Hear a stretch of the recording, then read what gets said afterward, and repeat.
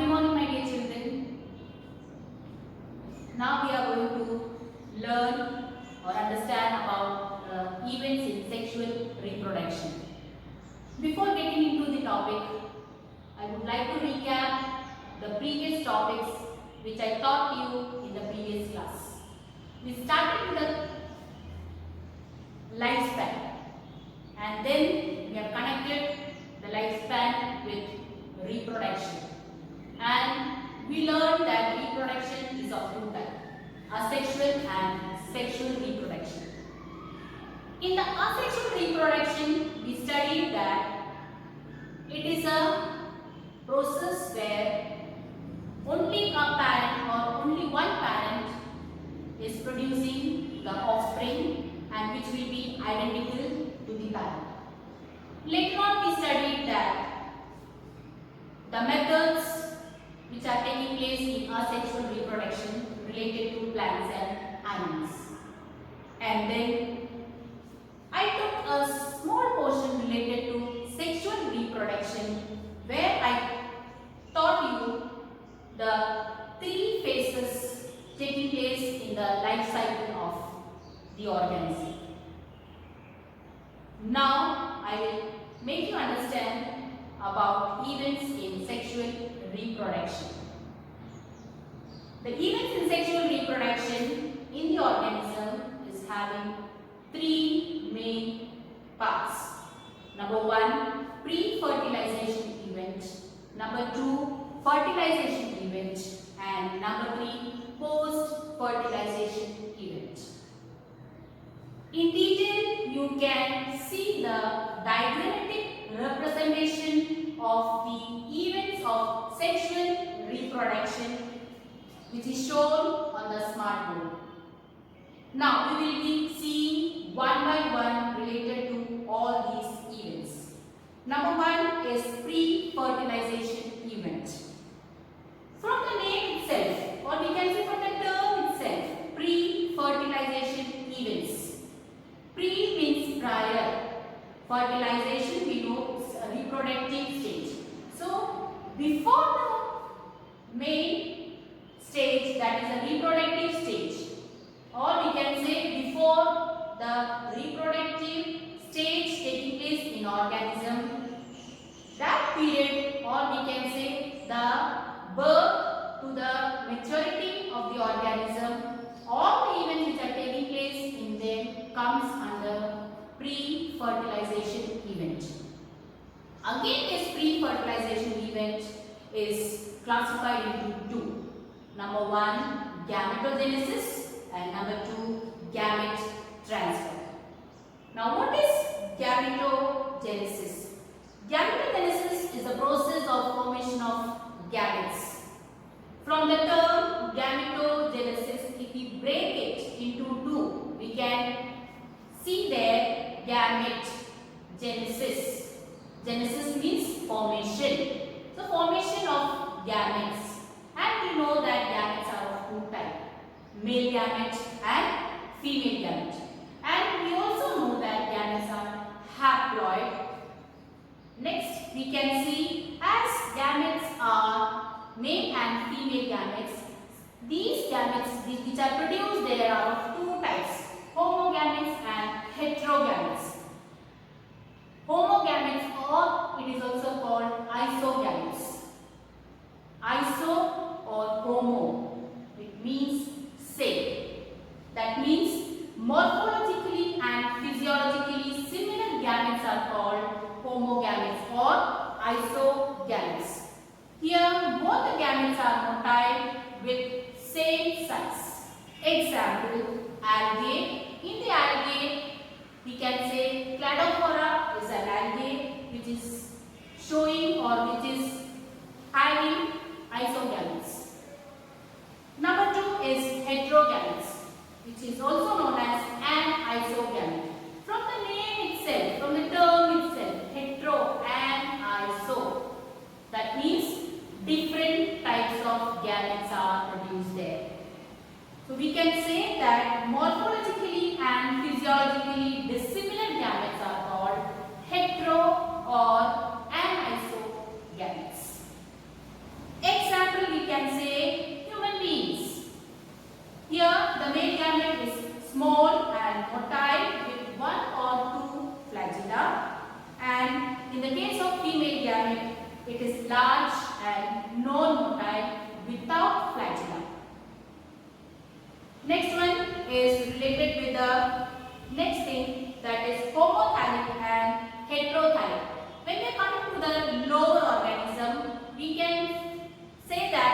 their body is not differentiated into root, stem or leaf. In those organisms, thallus is their main body part. And this thallus it consists of gametes. And we can classify it into homothallic and heterothallic. In the case of homothallic, it is also known as monoecious, bisexual, hermaphrodite. Now, when we are talking about hermaphrodite, bisexual animals which possess both male and female reproductive organs are called hermaphrodite. Example, earthworm, sponge, tapeworm. Now, next one is related to the monoecious, which is related to the plants. In case of monoecious, a plant bearing male and female flower is known as monoecious, and the example is coconut. Now, when we are coming to the heterothallic or dioecious or unisexual, here we can say the male and female reproductive structures they are seen in different thallus.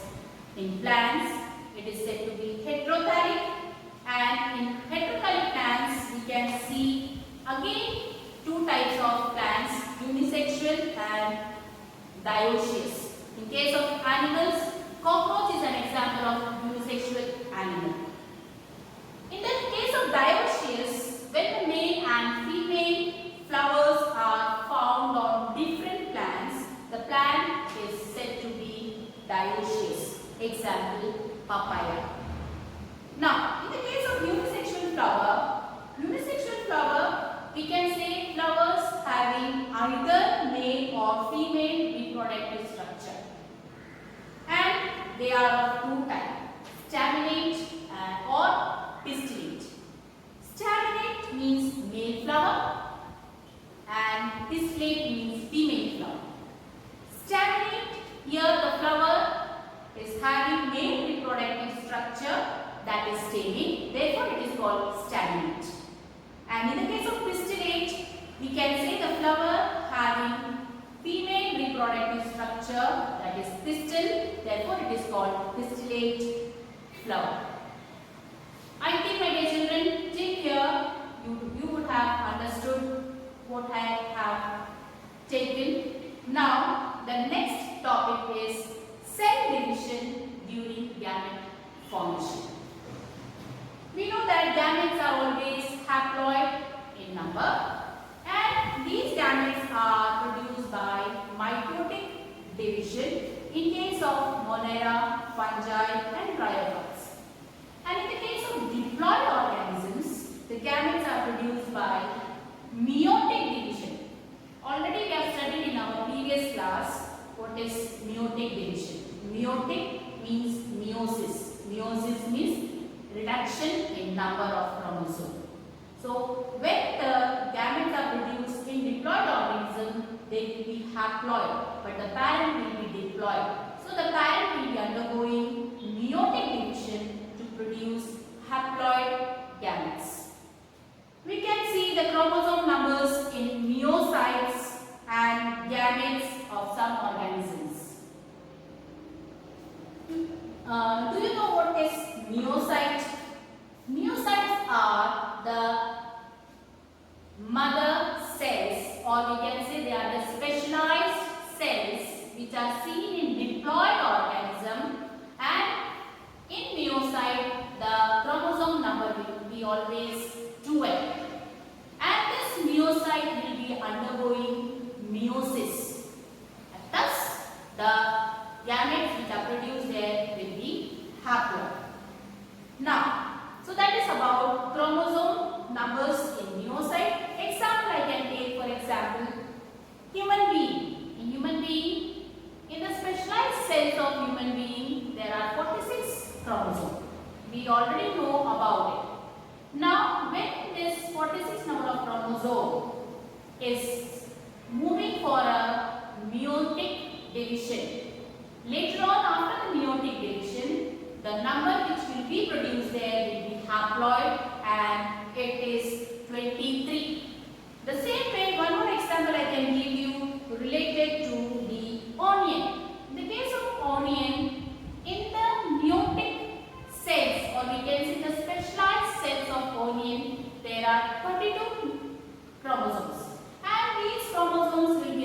undergoing meiotic division to produce 16 number of chromosomes, that is haploid. So this is how the meiotic cells are undergoing meiosis and producing haploid number of chromosomes. So this is about gametogenesis. Now the second event in the case of pre-fertilization, that is gamete transfer. After the formation of gamete has to be transferred from the male flower or the male organism to the female flower or the female organism for the next process, that is fertilization. So we should know how these gametes are transferred. In most of the organisms, the male gametes are motile and the female gametes, they are non-motile or stationary. Now both the gametes are motile in some cases such as fungus and algae.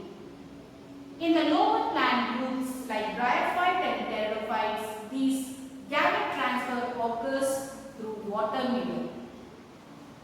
First point I told you that most of the organisms, male gamete is motile and the female gamete is stationary or non-motile.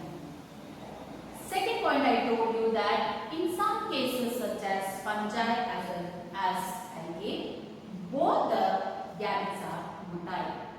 And third point I told you that in certain lower plant groups like algae, bryophyte and pteridophytes, the gamete transfer which is taking place between the male and female is through a medium called, or we can say through a medium water.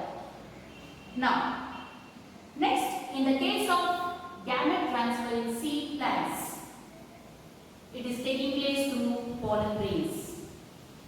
Pollen grains are the carriers of male gametes and ovule is the carrier of female gametes. And pollen grains are produced in the anthers of the flowers. And the process of transfer of pollen grain from anther to stigma is called pollination. So through pollination, gametes are transferred in seeded plants. So this is how the gametes are transferred during the pre-fertilization event. Now when the gametes are transferred, when it is reaching to the female organism in case of plants or in the case of animals, surely the next process or the next event will be fertilization. And we all know what is fertilization. Fertilization is the process through which both the gametes, male as well as female, they fuse together to produce young ones, or we can say to produce offspring. And here fertilization, which is a technical term used there, that term can also be said as syngamy. S-Y-N-G-A-M-Y, syngamy. Syngamy results in the formation of specialized diploid cells called zygote. Now, there is a question. What would happen if syngamy does not occur? What would happen if syngamy does not occur in the organism? The answer is surely some of the organisms, they are reproducing through another process, and that is parthenogenesis. What is parthenogenesis? The female gametes, that is the egg, develops into a new organism without fertilization. I told you what is fertilization. It is a process where male and female gametes, they fuse together to produce the offspring. But in certain cases, if syngamy is not taking place in them, parthenogenesis is a process which is taking place where only the female parent is participating to produce a new one without the fusion or without the fertilization. Example is honeybee, lizard, birds. In the case of birds, turkey is a bird which is having such kind of phenomenon. Now, as I told you, fertilization is a process or an event which is taking place in organism is of two types. External fertilization and internal fertilization. As from the term itself, external fertilization, we can say the syngeny which occurs outside the body of an organism in the external medium. It may be water. Is called external fertilization. Example, bony fish, frog, etc.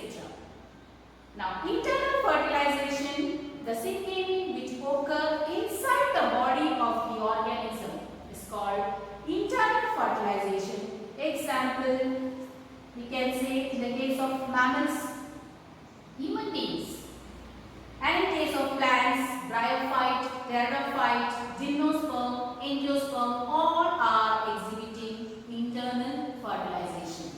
Now, what is the advantage of external fertilization? The advantages of external fertilization are: number one, synchrony. You may be knowing the meaning of synchrony. At the same time, there is the release of male gamete and female gamete, and it will be enhancing the chances of syngeny. Number two, organisms which are produced there will be large in number. But what is the disadvantage of external fertilization, my dear children? Just think. Yes, offsprings which are produced there, they are vulnerable to the predators. So surely we can say only limited numbers of offsprings attempt adulthood. Now, so that is related to fertilization, the second event taking place in sexual reproduction. The third event which is taking place in sexual reproduction is the post-fertilization event. From the name itself, we can say events which are taking place after the fertilization period or reproduction period. That is called post-fertilization event. Here, zygote is playing an important role. And we know what is zygote. Zygote, it is always diploid and it develops into an organism by meiosis. It is diploid and it develops into an organism by meiosis. Now, in the case of haplontic life cycle, diplontic life cycle, haplodiplontic life cycle, I think we have already studied about these three types of cycles in our previous class. You can recollect what is haplontic, what is diplontic, and what is haplodiplontic. Examples for haplontic life cycle organisms are fungi, algae. Now, in case of diplontic life cycle, zygote undergoes mitotic division to develop new diploid organisms. And in the case of haplodiplontic life cycle, zygote first form diploid sporophyte which bear spores by meiosis, and later on these spores which are haploid germinate to produce new offspring. So in this way the development of zygote is taking place in case of haplontic, diplontic and haplodiplontic life cycle of an organism. Now, what is the significance of zygote? Zygote plays a vital role by linking or by ensuring the continuity of species between the organisms. That is, generation to generation, there should be a continuity for the species, and that is being linked with the help of zygote. Number two, every life in sexually reproducing organism, including human being, begins with a single cell zygote. And number three, zygote carries genetic constitution from both types. about the significance of zygote. Now, as I told you, we are dealing with post-fertilization event. We learned about zygote. Now, the second event is embryogenesis. From the name itself, again I can say embryogenesis. Genesis means formation. Embryo. So the process by which embryo are formed, or the process by which formation of embryo is taking place, is known as embryogenesis. And during embryogenesis, zygote undergo cell division as well as cell differentiation. So what is cell division? The zygote undergo repeatedly mitotic cell division and increase in the number of cells. Next one is cell differentiation. So when it increase in number of cells, surely we can say zygote is developing into embryo. Again I repeat, when it increases in size by mitotic division, the zygote is developing into a embryo. The second stage is cell differentiation. In cell differentiation, undifferentiated cells of developing embryo undergo certain modification to form specialized tissue and organ, which will be again forming an organism, or we can say an individual. So cell differentiation. The mass of cell will be there, and this mass of cell will be undergoing specialization process, so that the differentiation of the cell will be taking place, and that tissue is formed there, and from that tissue organ will be formed there, and from the organ system likewise an individual or organism is formed there. In this way, cell differentiation is taking place in the case of embryo. Now, based on this thing, animals are categorized into two. That is, based on the development of zygote, animals are classified into two. First one is oviparous animals.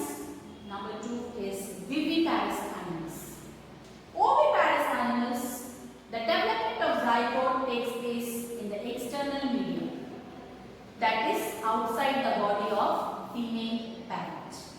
Example, reptile and birds, where they are fertilizing their eggs, as the eggs are covered by calcareous shell and they are laid safe in safe place.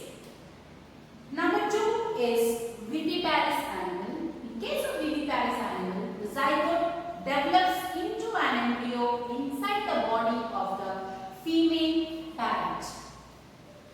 Here the young one which is being delivered, which is being developing, will be developing inside the body of the female parent. Example, majority of mammals, and we can say human beings. Now what is the advantage of viviparous animals? Young ones get proper care and protection inside the body of the female parent. Number two, the chances of survival of young ones is greater in viviparous animals or organisms. So this is what we have studied related to post-fertilization event. Now we will be studying or learning the post-fertilization events in flower. In case of flowering plants, zygote is formed inside the ovule. Number two, zygote develops into the embryo.